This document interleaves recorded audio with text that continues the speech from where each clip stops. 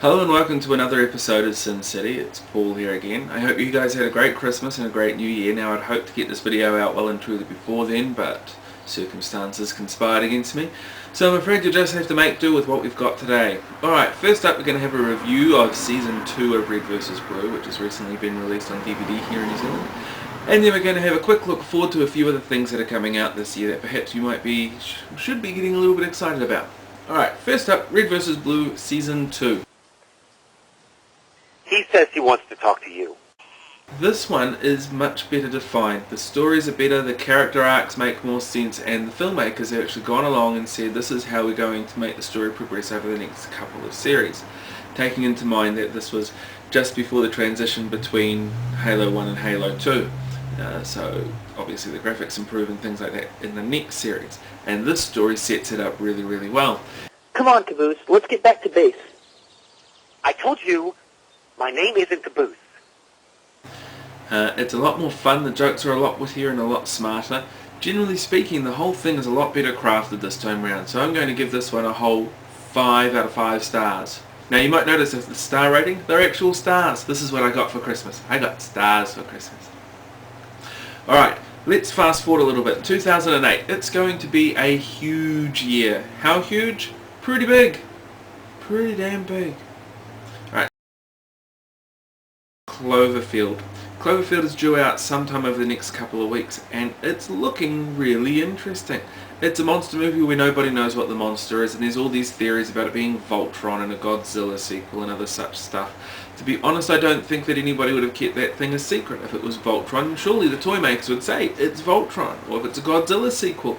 I would be really surprised if they ever let an American Godzilla sequel be happening, because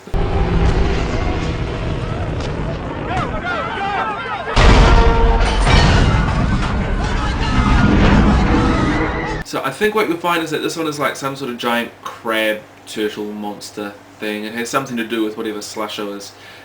If you haven't seen it yet though, and this is probably the curse of living in New Zealand, there hasn't been much in the way of advertising for it. Which is a pity because it's going to be a good film.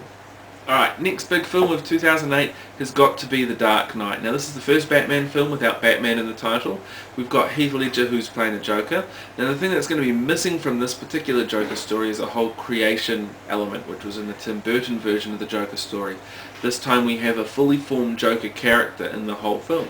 And he looks really good. He looks creepy. He looks like Britney Spears. And let's face it folks, that's what Britney Spears is these days. She's a bit of a joke. Yeah, I went there.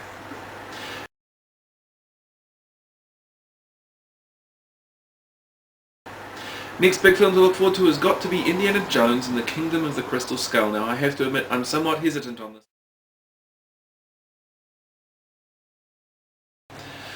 Let's face it folks, Mr. Lucas has not got a very good track record when it comes to rehashing things that shouldn't be tampered with.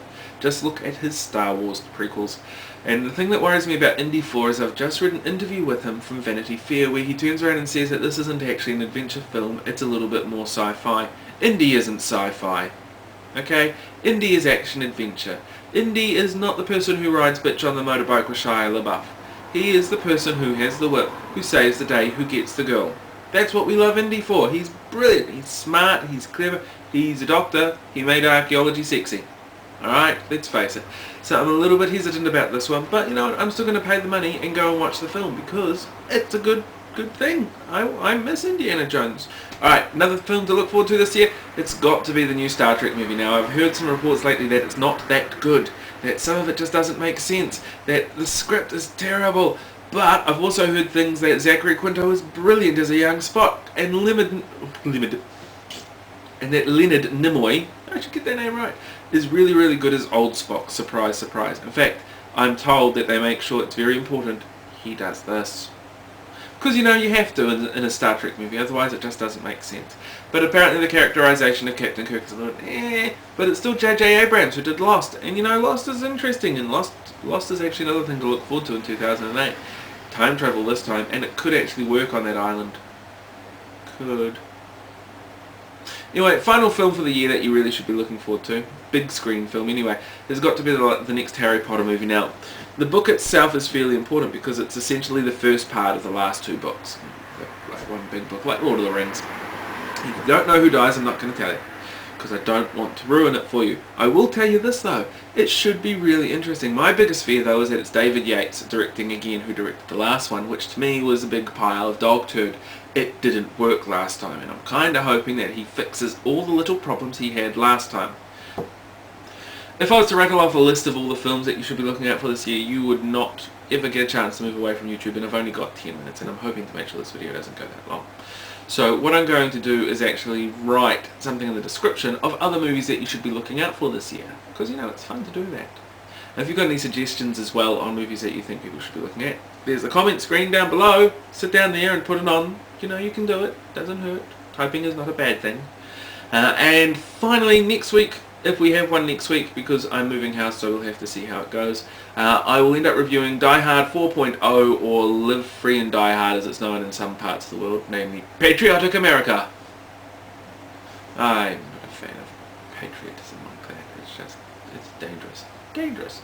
By the way, congratulations anyone in America who's watching this at the moment on your voting primary things. You have the world's most screwed up system for elections, and it makes no sense at all to anybody else. But obviously it works, and that's how George Bush got into power. Hope you do better this time.